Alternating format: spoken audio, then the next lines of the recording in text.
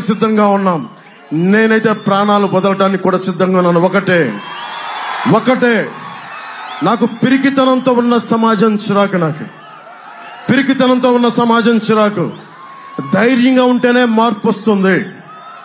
ధైర్యం ఉన్న చోటే లక్ష్మి ఉంటుంది. ధైర్యం ఉన్న చోటే సంపద ఉంటుంది. ధైర్యం ఉన్న చోటే అభివృద్ధి ఉంటుంది. మీరు భయపడిపోయి ఒక పెద్దిరెడ్డికి, ఒక మిథున్ రెడ్డికి, ఒక జగన్ రెడ్డి గారికి భయపడితే అస్సలు భయపడాల్సిన అవసరం లేదు. ఈ దేశం మనుషులు, ఈ దేశం మీరు సమగ్ర సంకల్పం, యువత ఈ దేశపు సమగ్ర సంకల్పం, కలల ఖనిజాలతో చేసిన యువత. మీరు భయపడతానంటే ఎట్లా? మేమున్నాం. బూతులు తిట్టే అసెంబ్లీ కాదు, గౌరవప్రదమైన అసెంబ్లీ.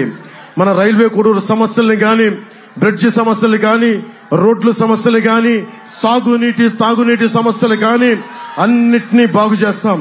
అన్నిటికీ నిలబడతాం.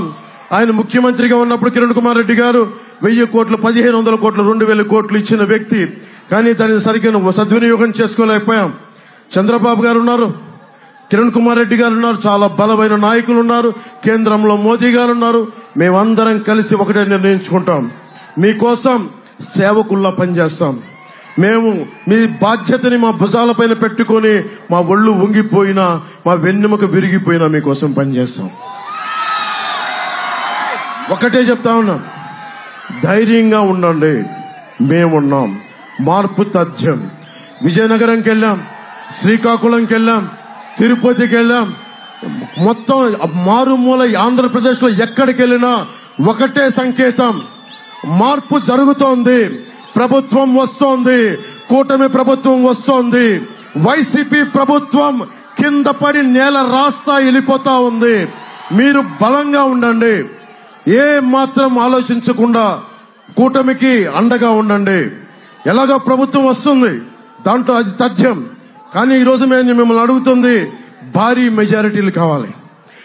వైసీపీకి భవిష్యత్తులో ఎన్నికలంటే భయపడాలి. డబ్బుకి లొంగనే కొత్త తరం ఇది. డబ్బుకు లొంగని మహిళా లోకం ఇది. డబ్బుకు లొంగని సరికొత్త నవతరం ఇది. అది మీరు చేసి చూపిస్తే తప్ప.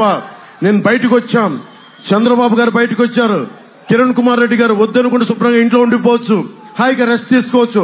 కాదని చెప్పి ఈ రోజున వచ్చారు. ఎందుకంటే మన నదులకి సరైన ఇది అనుసంధానం కావాలి. నదులు